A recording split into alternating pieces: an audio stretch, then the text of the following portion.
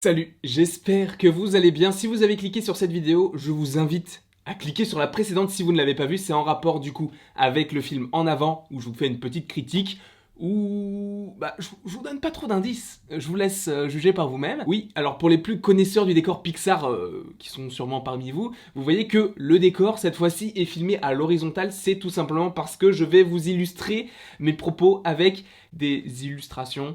Et là, je peux vous dire qu'on est sur un argumentaire de qualité. Dites-moi ce que vous pensez de ce format dans les commentaires, même si je pense que je vais garder le format vertical pour les vidéos Pixar et que ce genre de format arrivera très rarement. Sachez-le. En tout cas, dans cette deuxième vidéo de la journée, je voulais vous parler une nouvelle fois d'En Avant. Oui, c'est une journée en avant aujourd'hui, étant donné que le film sort aujourd'hui et que je l'ai vu ce matin, je me suis dit que j'allais vous faire à la fois une critique et à la fois une vidéo sur les easter eggs que j'ai remarqué ou que j'ai trouvé sur internet. J'en ai remarqué 2-3, j'en ai découvert 2-3, donc on est à peu près sur du 50-50. Alors, nous allons commencer par un échec. Parce que ni sur internet, ni lors de mon visionnage, je n'ai trouvé la Luxo Ball qui est présente dans chaque film de Pixar. Donc, je me considère un petit peu comme un pleutre. C'est mignon, hein, c'est un petit coussin, je vous l'avais déjà montré en vidéo, mais il est mignon, hein. Donc oui, je n'ai pas vu la Luxo Ball. Ce n'est pas grave puisque j'ai vu le Pizza Planet Truck. C'est donc ce que je vous montre en pop, étant donné que les camions c'est pas aussi grand que ça, vous avez compris. Mais en tout cas, c'est le Pizza Planet Truck, du coup ça ressemble à ça.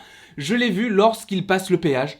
Tout simplement. J'adore réellement les petits clins d'œil comme ça, les petites connexions, les easter eggs tout simplement, les easter eggs. Nous avons également au début du film, lors de la présentation de la magie, une petite allégorie à Gandalf. Voilà, vous en faites ce que vous voulez, je vous la pose comme ça. Une nouvelle fois durant cette introduction de la magie, on a plein de petits elfes, de petits capricornes, je ne sais pas réellement comment ça s'appelle, mais ça a des cornes. Même si je sais que les elfes n'ont pas de cornes, mais en tout cas là c'était plein de petits bouquetins, on va dire, qui étaient en train de regarder par-dessus une falaise. Et qui est-ce qu'on voit? Lorsque l'on zoome, on voit Bonnie. Bonnie, pour ceux qui ne savent pas, c'est l'enfant de Toy Story 3 et 4. Et on la voit de dos, avec des petites cornes, donc pour rappeler en fait cet univers fantastique, magique. Et ça, je trouve que c'est vraiment super cool de l'avoir mise là. Après, est-ce que c'était vraiment nécessaire que ce soit elle? Pas forcément, de toute façon un easter egg n'est pas forcément nécessaire, et c'est juste pour faire tilter les fans en fait. Ensuite, sur la carte que tient l'un des deux frères, nous voyons écrit Brave Wilderness, ou quelque chose dans ce style-là, je ne sais plus, je ne parle pas très bien anglais. Cela fait référence à quoi?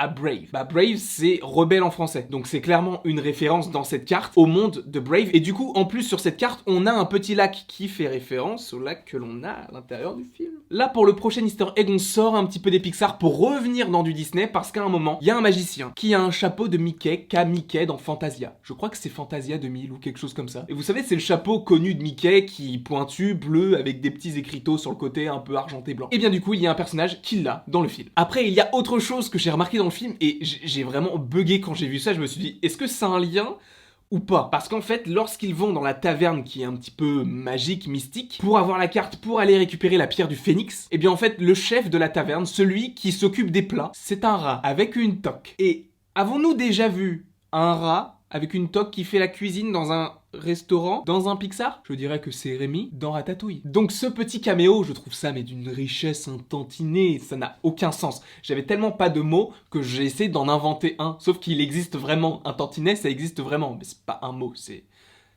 crois que c'est en plusieurs mots, c'est en 2 mots, un tantinet.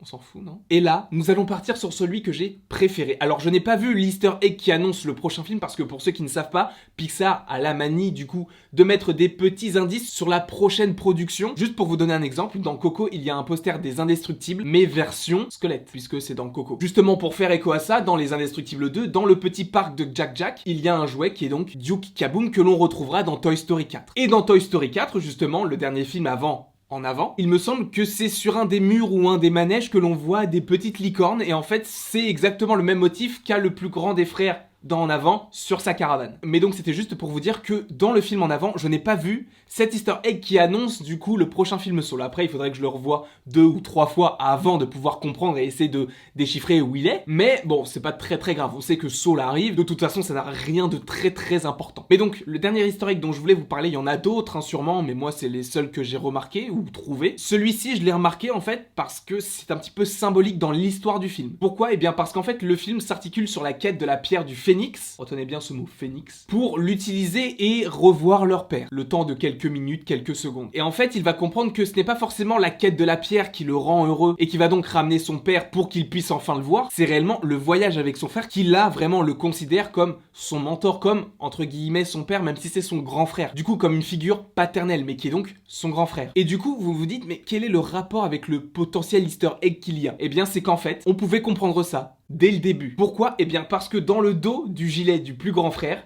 il y a un phénix. Et qu'est-ce que les deux frères recherchent par-dessus tout pour revoir leur père? La pierre du phénix. Donc à la fin, le plus grand frère réussit à voir son père, seulement le plus jeune qui ne l'a jamais connu, lui, voit en son frère la figure paternelle. Et du coup, en fait, tout a toujours été sous ses yeux. Puisqu'en plus de ça, la pierre du phénix se trouve être juste en face de l'école du plus jeune. Donc en fait, elle était sous leurs yeux depuis le début. Donc la pierre était sous les yeux du plus grand frère depuis le début, puisqu'elle était dans la fontaine en face de l'école de son petit frère. Et le petit frère avait du coup, lui, le symbole de cette pierre du phénix juste en face de lui, puisque c'était son frère qui en fait a pris cette place de figure paternelle et qui l'a toujours protégé, quelles que soient les situations. Donc en fait, ce que je veux dire par là, c'est que la pierre du phénix dans le film, qui est donc une vraie pierre pour le plus grand frère, est en fait le grand frère pour le petit frère. C'est-à-dire que le grand frère, lui, a connu son père et revoit son père, mais le petit frère, lui, n'a jamais connu son père et donc voit en son père le grand frère. Ou plutôt voit en son grand frère son père. C'est compliqué quand on ne connaît pas réellement le prénom des personnages, que j'ai totalement oublié d'ailleurs. Mais j'espère que vous avez compris que c'était juste que dans le dos du grand frère, il y a un phénix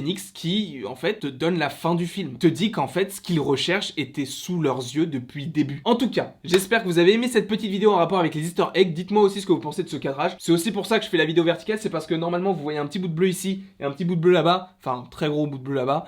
C'est pour ça que j'aimais pas forcément cette association de bicolore, tout ça, j'aime pas trop. C'est pour ça que je préférais que ce soit en vertical. Donc n'hésitez pas à me dire ce que vous avez pensé de ça. N'hésitez pas à me dire aussi ce que vous avez pensé des easter eggs du coup de la vidéo en elle-même. N'hésitez pas aussi non plus à aller voir la vidéo précédente sur la critique et de me dire si vous, ça vous donne envie d'aller voir le film ou si vous l'avez déjà vu ou si ça vous donne pas forcément du tout envie d'aller voir le film. N'hésitez pas à me le mettre en commentaire, ça me ferait très plaisir comme d'habitude de vous répondre, même si là j'ai pris un petit peu de retard. Mais j'essaye quand même de répondre à chaque fois. En tout cas, n'hésitez donc pas à commenter, à aimer, à partager et à vous abonner, ça ferait évidemment très plaisir. Et il ne me reste plus qu'à vous dire à la prochaine pour la prochaine.